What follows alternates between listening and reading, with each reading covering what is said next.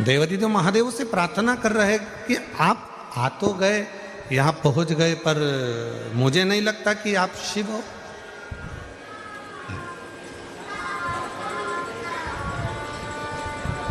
मुझे नहीं लगता कि आप शिव हो।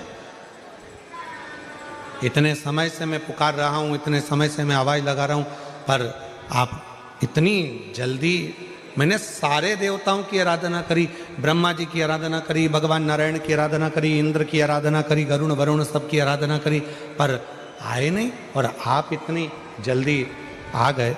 ये थोड़ा विचारणीय है, सोचनीय है। कैसे आना हुआ? शिव जी बोले कि आपने साधना करी है, तप करा है, और ऐसा नहीं है कि मैं जल्दी नहीं पहुंचता। शिव महापुराण की कथा कहती है, भगवान शंकर कहते हैं कि मुझे केवल हृदय से, भाव से जो पुकार लेता है, मैं तुरंत पहुंच जाता हूं। आ जाइए, तुरंत पहुंच जाता हूं। शिव जी की कृपा से मैं माइंस अधिकारी के पद पर नियुक्त हो गई। मैं बाबा को धन्यवाद देने के लिए आई हूं कि मेरी गवर्नमेंट जॉब लग गई। मैं शिव को प्रणाम करने, ये शिव भक्ति है।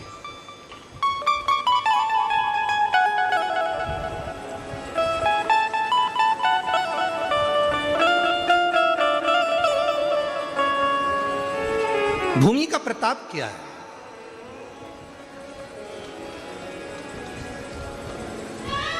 कितना प्रबल प्रताप होगा भूमि का, जरा विचार करिएगा।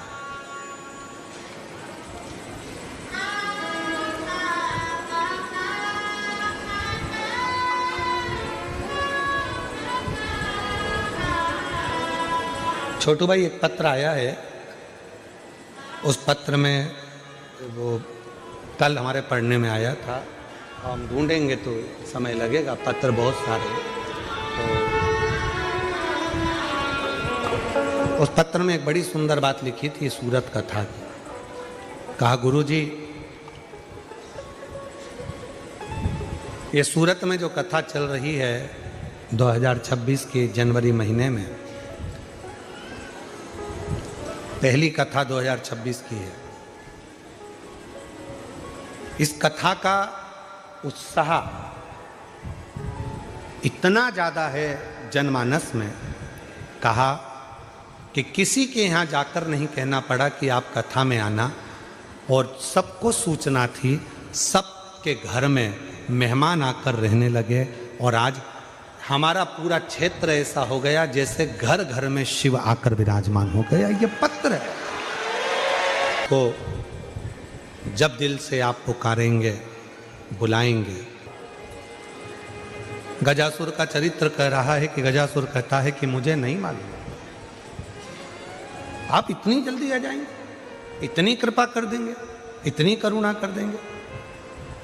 और फिर निवेदन है मेरी जीजियों से, मेरे सूरत के जीजाओं से, बेटियों से, बेटाओं से, मेरे बुजुर्ग माँ बाप से मैं निवेदन करूं, शंकर भगवान को रिझाने के लिए बहुत आडंबर या दिखावा या बहुत अन्य चीज़ों की जरूरत नहीं है। शंकर भगवान को रिझाने के लिए तो तुम्हारा एक लोटा जल सारी समस्या का, केवल एक लोटा जल यदि शिव जी को चढ़ जाएगा, भगवान शंकर को यदि एक लोटा जल चढ़ गया तो शिव रीझ जाते हैं, भगवान शंकर प्रसन्न हो जाते हैं।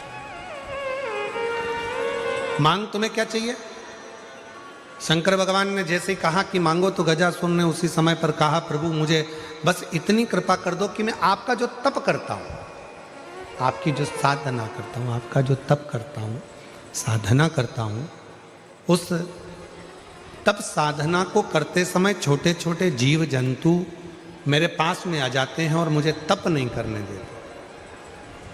मेरे शरीर में से चारों तरफ से अग्नि निकलने लगे, जिससे कोई मेरे पास में ना आए और मैं आपका भजन कर सकूं।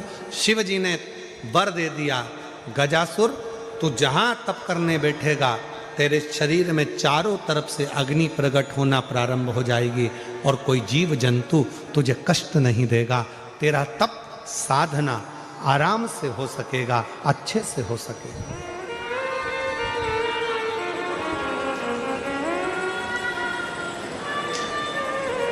आप लोग व्रत करते हो? बोलो तो जम के। कोई सा भी करते हो, हफ्ते में, महीने में, 15 दिन में, 20 दिन में, 6 महीने में, साल भर में, कभी तो करते होगे। करते हो? तुम करते हो पक्के में? पर शिव पुराण तो कहती है कि मनुष्य में इतनी सामर्थ्यता ही नहीं है कि वो व्रत कर सके।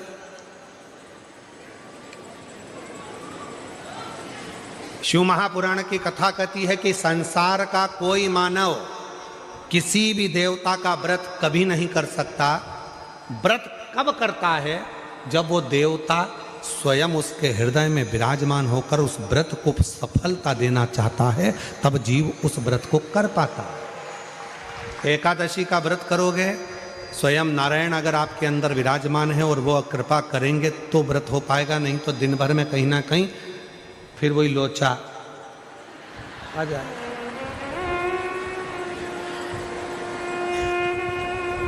और व्रत चल लगे। पशुपति व्रत कर रहे हो, सोचा था मेरा आज का तीसरा व्रत है, सोमवार का पूरा कर लूंगी, और मालूम पड़ा व्रत तो करने बैठी थी और मालूम पड़ा कि कोई अड़चन आ गई और व्रत रह गया। बोलो, तुम करते तो व्रत पूरा हो जाता, पर बाबा ने पुराण की कथा को आप श्रवण करने के लिए आए हैं, उसमें भगवान स्वयं करुणा कैसे करते हैं वो कथा यहां चल रही है। मांग ले, तुझे क्या चाहिए? गजासुर ने कहा मैं जब तप करता हूं, साधना करता हूं, तो चारों तरफ से जीव मुझे परेशान करते हैं, तो मेरे शरीर से अग्नि निकले, मेरे शरीर से अग्नि निकले। देखो, एक है दुर्वा, एक है बेलपत्र, और दूसरा है पहले नंबर पर दुर्वा, दूसरे नंबर पर बेलपत्र, तीसरे नंबर पर कनेर का फूल।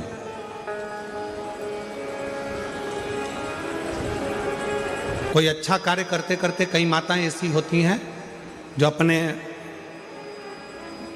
प्रेम करती हैं परिवार से, ऐसा नहीं कि नहीं करते, स्नेह करते हैं। कई पुरुष भी ऐसे, परिवार से बहुत प्रेम होता है, स्नेह होता है, पर अंदर कहीं ना कहीं ऐसा लगता है मेरा बेटा वहां जा रहा है, कुछ गलत ना हो जाए। कभी कभी ऐसा लगता है कि ये काम होने वाला है और इसमें कुछ गलत ना हो जाए। कई बार शादी पक्की हो रही है, रिश्ता पक्का हो रहा है, या कोई घर में अच्छा कार्य हो रहा है और मन में संशय उत्पन्न हो जाता है कहीं गलत ना हो जाए। मतलब उसके अंदर कहीं नेगेटिविटी आती रहती है, ये वो सोचती रहती है, उसके अंदर एक कुछ ना कुछ ऐसा तत्व चलता रहता है जिससे वो बुद्धि में, विवेक में वो चीज़ उसके आती रहती है। तो शिव महापुराण में गजासुर की कथा कहती है कि गजासुर ने भगवान शंकर से वर मांगा कि मैं जब आपका भजन करूं, तप करूं, साधना करूं, तो मेरे पास में अग्नि चारों तरफ हो जाए। खींच कर बोलना पड़ रहा है। ये अग्नि मेरे चारों तरफ हो जाए, जिससे मैं आपका तप, आपकी साधना अच्छे से कर सकूं। डिले कम कर कर गला खींचना पड़ रहा है बोलने में। मैं आपका तप, आपकी साधना आराम से कर सकूं।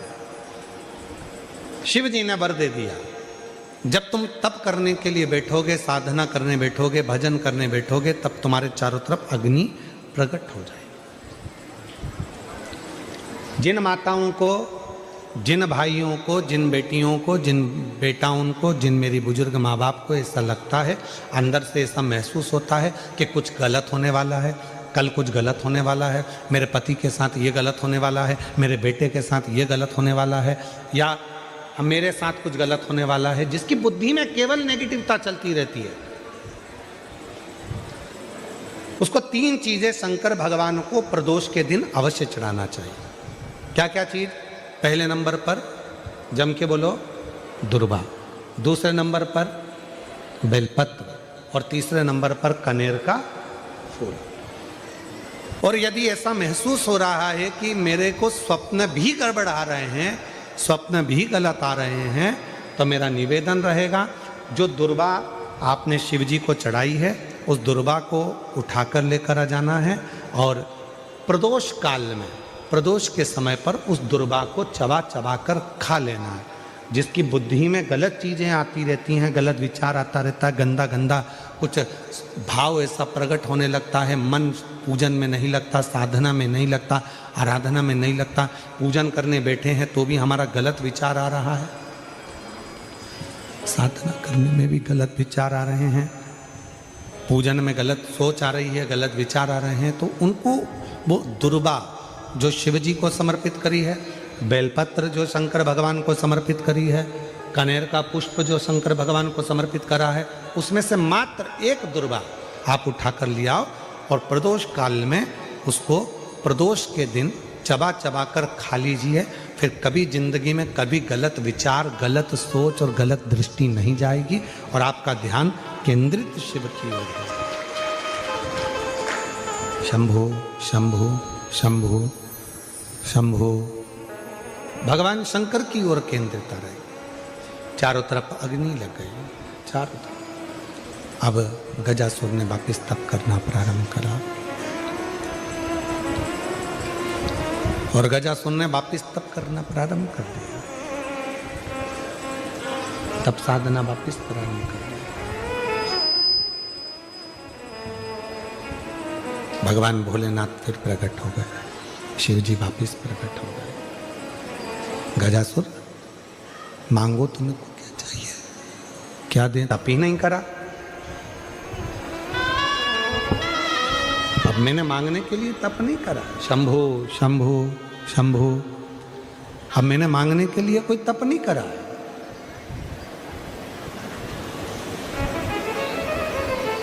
भोलेनाथ जी कहने लगे तुमने तप करा तो मेरा आगमन हुआ। दुनिया के लोगों को लगता है कि शंकर भगवान को हम एक लोटा जल चढ़ाते हैं और शिव जी हमारी मनोकामना वहीं बैठकर पूरा कर देते हैं।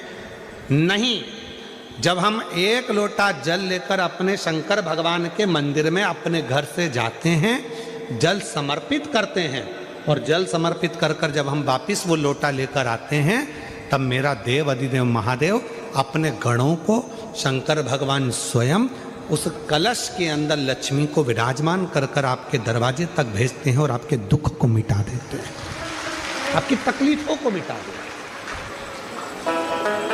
आपके कष्टों को मिटा देते हैं, आपकी तकलीफों को मिटा देते हैं, आपके कष्टों को मिटा देते हैं। शिव करुणा करते हैं, भगवान शंकर कृपा करते हैं, दया करते हैं, करुणा करते हैं। शिव कथा कहती है, भगवान शंकर का पवित्र चरित्र कहता है, गजासुर अब तुम्हें क्या चाहिए वो मांगो। गजासुर ने कहा मैंने अब जो तप करा था वो मांगने के लिए नहीं करा, अब मैंने मांगने के लिए तप नहीं करा। और यदि मेरे भोले बाबा यदि आप आ ही गए हो तो एक निवेदन करता हूँ, आपको बार बार मेरे पास में आना पड़ता है, मैं तप करता हूं और आप भाग भाग कर बार बार मेरे पास में आते हो, इसलिए मैं आपसे एक निवेदन करना चाहता हूं कि अब आप कहीं मत जाओ, मेरे पेट के अंदर बैठ जाओ।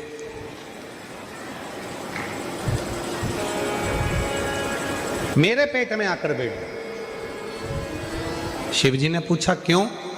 गजासुर कहता है यदि आप मेरे उदर में, मेरे पेट में आकर बैठ जाओगे तो फिर दुनिया का कोई दुख, कोई तकलीफ, कोई कष्ट जिंदगी में मेरे आएगा ही नहीं और मुझे आपको बुलाना नहीं पड़ेगा, आप स्वयं मेरे उदर में विराजमान रहो।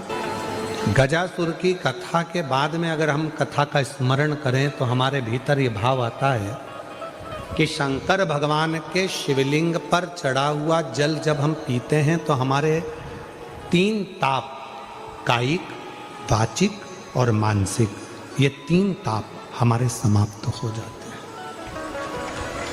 क्यों समाप्त होते हैं? हमने इतना तप नहीं करा कि हम गजासुर जैसा तप कर कर भगवान शंकर को अपने पेट में बिठा सकें। हमने इतना तप नहीं करा कि भगवान शंकर को अपने उदर में बिठा सकें। हमने इतना व्रत नहीं करा कि शंकर भगवान को अपने पेट में बिठा सकें। हमने इतनी साधना नहीं करी कि शंकर भगवान को हम अपने उदर में, अपने पेट में बिठा सकें।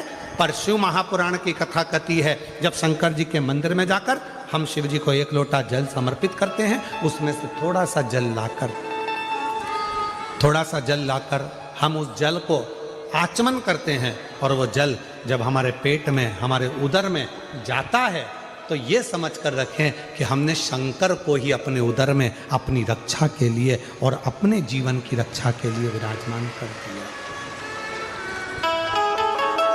शिव शंकर खींचकर बोलना पड़ रहा है, गला बहुत तकलीफ दे रहा है। हमने भगवान शंकर को, हमने भगवान शिव को अपने भीतर विराजमान कर लिया। हमने भगवान शंकर को अपने भीतर विराजमान कर लिया। इसलिए मेरी जीजियों से, मेरे जीजाओं से, मेरी बेटियों से, बेटाओं से, मेरे बुजुर्गों से निवेदन है, शिव जी को जल चढ़ाने जाओ तो जल थोड़ा सा आचमन जरूर करो। हम शिव को अपने उदर में नहीं बिठा सकते, हम भगवान शंकर को अपने पेट में, अपने उदर में विराजमान नहीं कर सकते, पर वो आचमन करने के बहाने हम शंकर भगवान को अपने उदर में, अपने गर्भ में बिठा सकते, शिव को बिठा सकते, शंकर भगवान को बिठा सकते। गजासुर के पेट में, गजासुर के उदर में भगवान शिव विराजमान हो गए, बैठ गए। पूरे तीनों लोकों में हाहाकार मच गया कि शंकर भगवान है ही नहीं। शिव को ढूंढो, भगवान शंकर को खोजो। सब गए खोजने। आज मां जगत जननी पार्वती की आंख में से आंसू बह रहा है कि मेरे प्रभु कहां चले गए, मेरे ओघड़दानी, मेरे शंकर भगवान, मेरे शंकर कहां चले गए, मेरे शंकर गए कहां। भगवान विष्णु ने माता पार्वती जी को निवेदन करा, मां आप क्रोध नहीं करना, आप क्रोध मत करना मां, मुझे मालूम है मेरे बाबा देवादिदेव महादेव कहां पर हैं। तो कहां? तो कहा गजासुर के पेट में भगवान शंकर विराजमान, गजासुर के पेट के अंदर बैठे, उदर में बैठे हुए। पार्वती जी ने कहा तो फिर वो मिलेंगे कैसे, कैसे प्राप्त होंगे, उनको मैं पाऊंगी कैसे, उनको प्राप्त कैसे करूंगी, वो मिलेंगे कैसे मुझको, उनको मैं प्राप्त कैसे करूंगी, मिलूंगी कैसे मैं। भगवान नारायण ने कहा कि आप चिंता मत करो, उनको मैं लेकर आऊंगा। भगवान नारायण ने नंदी को बुलाया और नंदी को बुलाकर भगवान विष्णु जी ने 3 दिन तक नंदी को पूरी ट्रेनिंग दी नाचने की। और नाचने की ट्रेनिंग इसलिए दी कि मैं तुझे नचाते नचाते लेकर जाऊंगा मदारी का रूप रखकर, और गजासुर के राज्य में पहुंचकर तुम अच्छा अच्छा नृत्य दिखाना, तो वहां के लोग जाकर गजासुर को सूचना देंगे और गजासुर के पास जब अपन पहुंचेंगे, गजासुर के सामने तुम नृत्य करना, और गजासुर जब प्रसन्न हो जाएगा तब गजासुर से अपन शंकर जी को मांग लेंगे। नंदी प्रसन्न हो गया, इससे अच्छा काम और क्या हो सकता है। ठीक है प्रभु, आप तैयारी करो। भगवान नंदी 3 दिन तक भगवान नारायण जी से पूरी ट्रेनिंग लेने लगे, पूरी ट्रेनिंग करते हैं, और फिर भगवान एक सुंदर ग्वाले का रूप रखकर, एक सुंदर हाथ में बंसी पकड़कर और ग्वाले का रूप रखकर भगवान नारायण नंदी की डोरी को पकड़कर सीधे गजासुर के राज्य में पहुंच जाते हैं। गजासुर के राज्य,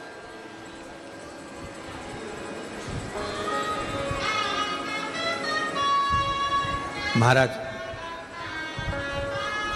आज भी नियम है, अगर किसी